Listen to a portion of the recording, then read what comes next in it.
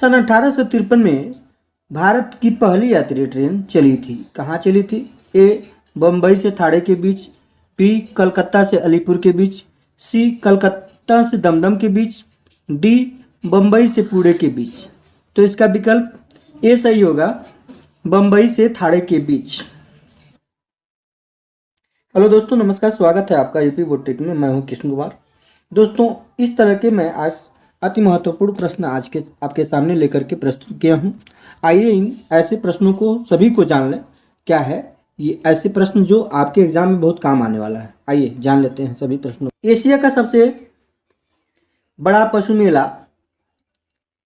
कहाँ आयोजित होता है? ए सोनपुर में, बी पुष्कर में, सी नासिक में, डी हरिद्वार में। तो इसका विकल्प कौन सा से होगा? तो इसका विकल्प ए सही होगा, सोनपुर में। राष्ट्रीय एकता परिषद स्थापना कब हुई थी? ए 1961 में, बी 1971 में, सी 1981 में, डी 1951 में। तो इसका विकल्प कौन सा सही होगा? तो इसका विकल्प ए सही होगा, 1961 में। समता के अधिकार का उल्लेख संविधान के किन अनुच्छेदों में मिलता है? ए अनुच्छेद 14 से 18, बी अनुच्छेद 23 से 24, सी अनुच्छेद 25 से 28, डी अनुच्छेद 19 से 22। तो इसका विकल्प कौन सा सही होगा? तो इसका विकल्प ए सही होगा, अनुच्छेद 14 से 18। आइए इन सभी अनुच्छेदों के बारे में हम थोड़ा विस्तार से जान लें, क्या है पूरा सबके बारे में।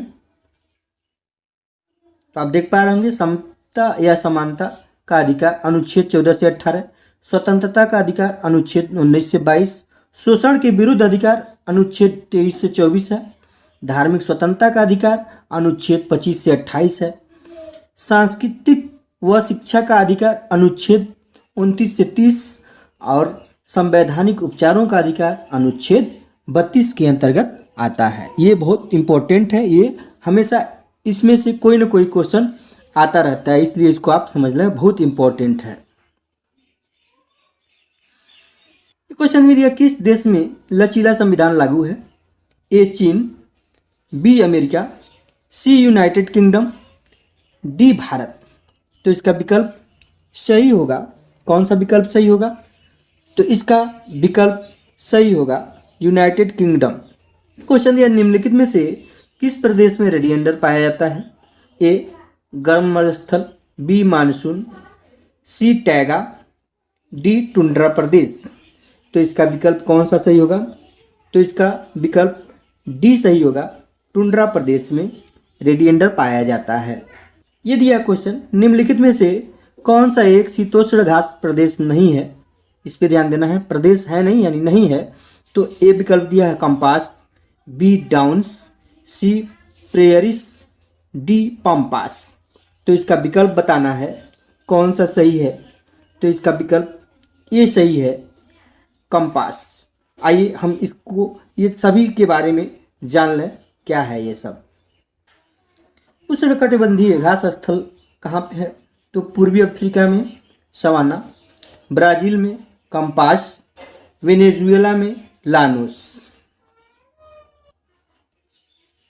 शीतोष्ण कटिबंधीय घास स्थल जैसे अर्जेंटीना में पंपास के नाम से है, उत्तरी अमेरिका में प्रेयरी, दक्षिण अफ्रीका में वेल्ड, इसके अलावा मध्य एशिया स्टेपी, ऑस्ट्रेलिया डाउन्स के नाम से यह घास स्थल फेमस माना जाता है। जनसंख्या के आकार के अनुसार बृहत्तम महाद्वीप है, कौन सा है? ए उत्तरी America, B Asia, C Africa, D Europe. तो इसका विकल्प कौन सा सही होगा? तो इसका विकल्प बी सही होगा, एशिया। क्वेश्चन दिया, भारत में थारू जनजाति कहाँ निवास करती है? ए उत्तर प्रदेश के तराई क्षेत्र में, बी उत्तराखंड में, सी झारखंड में और डी थारू मरुस्थल में। गाइज, ये बहुत इंपॉर्टेंट क्वेश्चन है, ये क्वेश्चन बार बार एग्जाम में आता रहता है, तो इसके बारे में आप जान लें कि ये थारू जनजाति जो है ये उत्तर प्रदेश के तराई क्षेत्र में भी निवास करती है और ये जो है पश्चिम में देखा जाए तो नैनीताल के उत्तराखंड में भी निवास करती है। यानी इसका विकल्प ये दोनों सही है, ये दोनों इसको सही माना जाएगा। विकल्प ए और बी दोनों में थारू जनजाति निवास करती है। यह भिलाई इस्पात संयंत्र स्थित है कहाँ पे? झारखंड में, छत्तीसगढ़ में, उड़ीसा में, मध्य प्रदेश में।